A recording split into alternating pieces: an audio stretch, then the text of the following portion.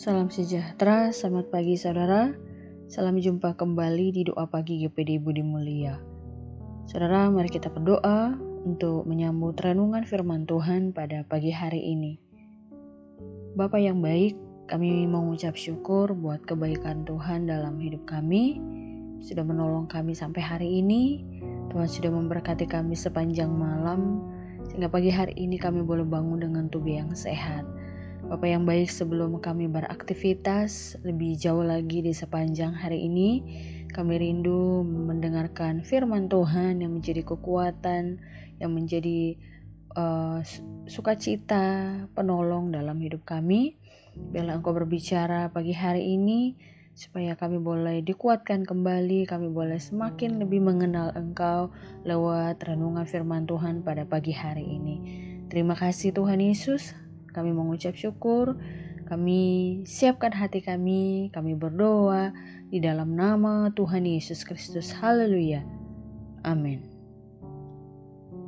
Puji Tuhan saudara, firman Tuhan pagi hari ini, kitab Bilangan pasal yang ke-20 ayat yang ke-12. Demikian firman Tuhan, tetapi Tuhan berfirman kepada Musa dan Harun, karena kamu tidak percaya kepadaku dan tidak menghormati kekudusanku di depan mata orang Israel, itulah sebabnya kamu tidak akan membawa jemaah ini masuk ke negeri yang akan kuberikan kepada mereka. Puji Tuhan saudara. Saudara yang dikasihi oleh Tuhan, kita tahu bahwa kebiasaan bersungut-sungut adalah salah satu kelemahan bangsa Israel. Dalam Bilangan 20, orang Israel kembali bersungut-sungut karena tidak memiliki tempat untuk menabur, tidak ada pohon ara, tidak ada anggur dan delima, serta tidak ada air, saudara. Dan mereka menilai tempat mereka sebagai tempat celaka. Nah, Bapak Ibu Saudara bisa baca itu dalam Bilangan 20 ayat yang ke-5. Nah, sungut-sungut mereka didengar Tuhan dan Musa. Tuhan memastikan bahwa mereka akan mendapat air untuk diri mereka dan untuk ternak mereka. Nah, mereka akan mendapat air dari dalam bukit batu yang akan mengeluarkan air yang melimpah. Jadi mereka tidak akan kekurangan air. Nah, air ini sangat cukup untuk memuaskan rasa haus mereka. Dan ternak mereka akan mendapat minum yang cukup juga. Nah, perintah Tuhan kepada Musa sangat jelas, saudara.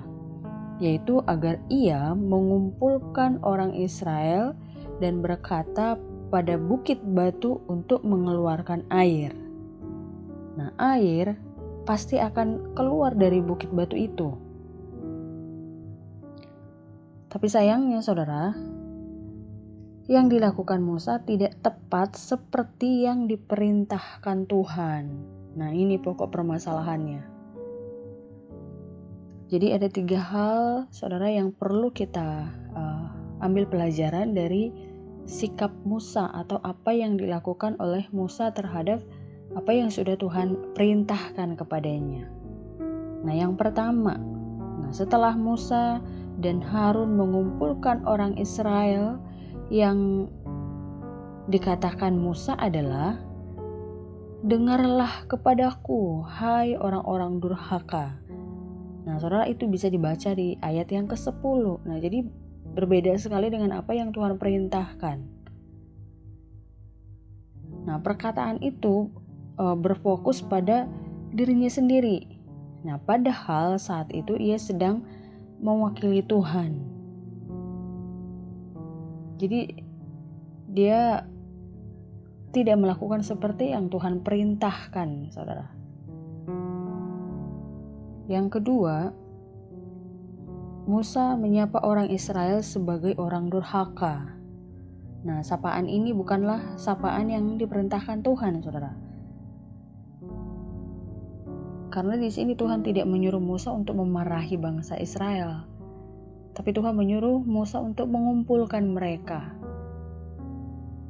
supaya air dari bukit batu itu keluar untuk memenuhi kebutuhan bangsa Israel dan ternaknya. Tapi Tuhan menambahi dari apa yang Tuhan sudah suruh.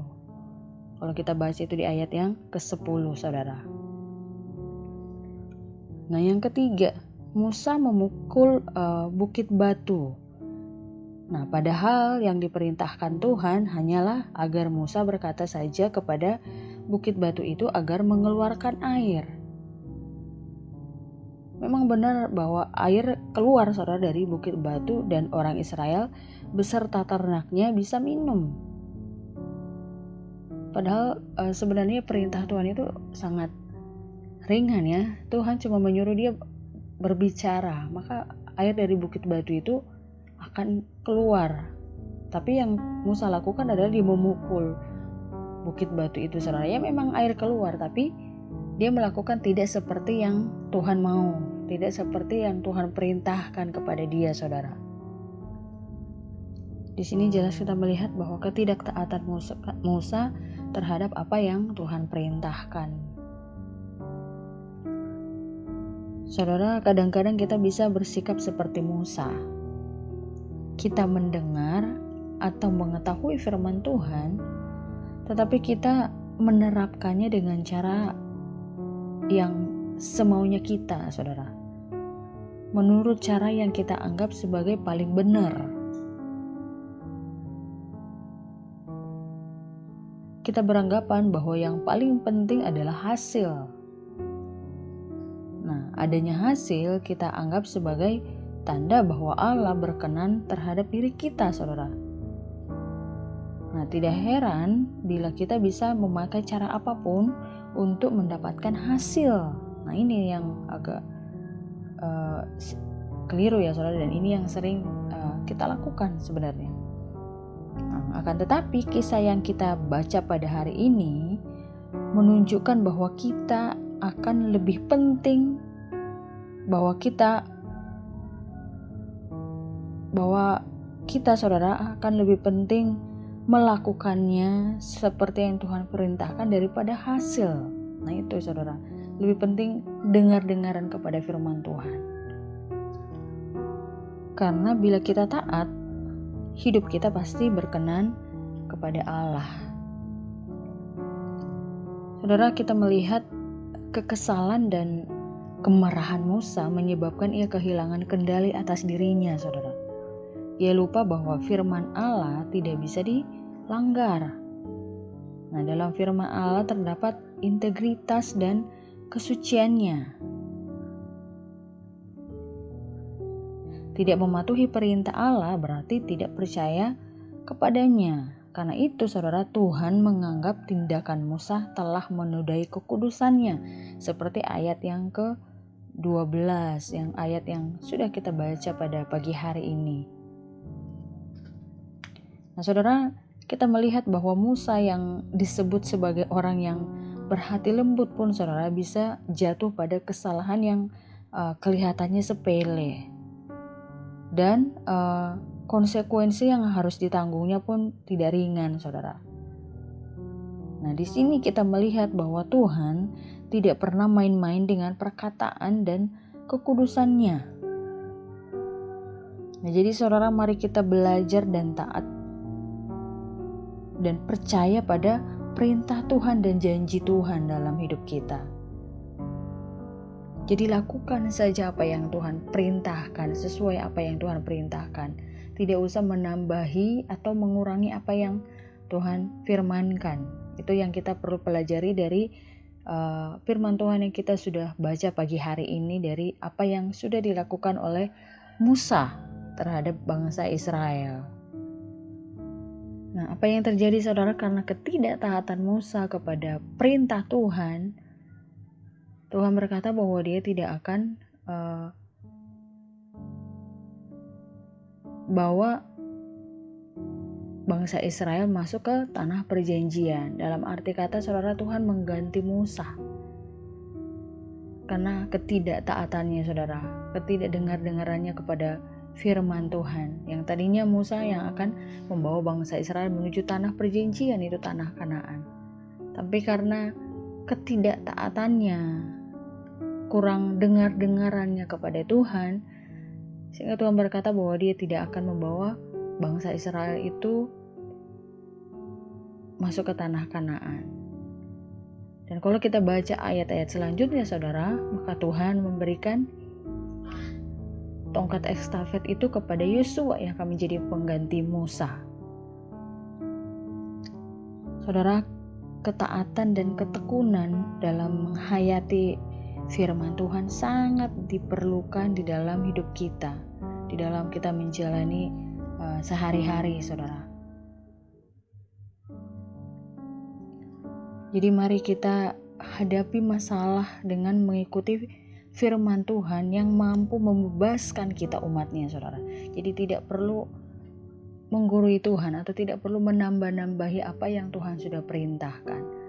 Jadi mari kita belajar untuk menjadi umat-umat yang dengar-dengaran, orang-orang yang dengar-dengaran kepada firman Tuhan.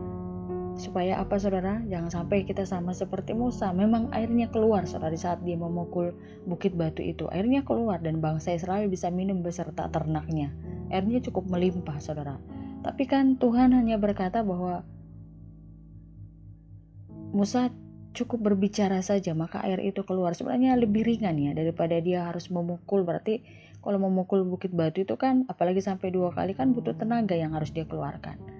Padahal Tuhan cuma menyuruh dia pekerjaan yang sangat ringan sebenarnya, cuma berbicara. Tapi karena dia emosi saudara, mungkin karena bangsa Israel bersungut-sungut terus kekurangan air, jadi dia terbawa suasana marah saudara, emosi, sehingga dia lupa atau menyepelekan apa yang Tuhan sudah perintahkan kepadanya. Nah, mari kita sama-sama belajar menjadi umat-umat Tuhan yang dengar-dengaran. Mungkin sudah banyak kita mendengar firman Tuhan, mari kita menjadi pelaku. Jadi benar-benar firman Tuhan itu boleh menjadi rema dalam hidup kita, bisa kita lakukan dalam hidup kita saudara. Dan Tuhan kiranya memampukan kita menjadi umat-umat yang senantiasa taat tunduk kepada setiap firman Tuhan dalam setiap kehidupan kita. Tuhan memberkati. Mari kita berdoa saudara. Bapa yang baik, kami mengucap syukur pagi hari ini kami datang kembali kepada Tuhan. Terima kasih buat firman-Mu yang terus mengajar kami, mengingatkan kami untuk betapa kami harus taat, betapa kami harus dengar-dengaran sepenuhnya kepada Tuhan. Biarlah apa yang dilakukan Musa menjadi pembelajaran bagi kami. Dan mampukan kami untuk melakukan setiap kebenaran firman-Mu yang kami sudah ketahui, yang kami sudah dengar dalam setiap kehidupan kami. Bapa, sepanjang hari ini kami serahkan hidup kami, dalam segala aktivitas kami rindu Tuhan Engkau bersama dengan kami, yang akan memberikan kekuatan, kemampuan, pertolongan bagi kami. Berkati segala aktivitas daripada setiap umat-umat-Mu, Tuhan kiranya membela, menolong senantiasa. Dan Engkau senantiasa yang akan campur tangan dalam setiap apapun yang kami kerjakan, supaya nama Tuhan dipuji, dipermuliakan di dalamnya. Kami serahkan sepanjang hari ini ke dalam tangan-Mu Tuhan. Roh, jiwa, tubuh kami biarlah ada dalam pimpinan Tuhan. Untuk bungkus kami dengan kuasa-Mu di sepanjang hari ini. Terpujilah Tuhan, kami mau jalani hari ini. Kami mengucap syukur kepada Tuhan. Di dalam nama Tuhan Yesus kami berdoa. Haleluya. Amin.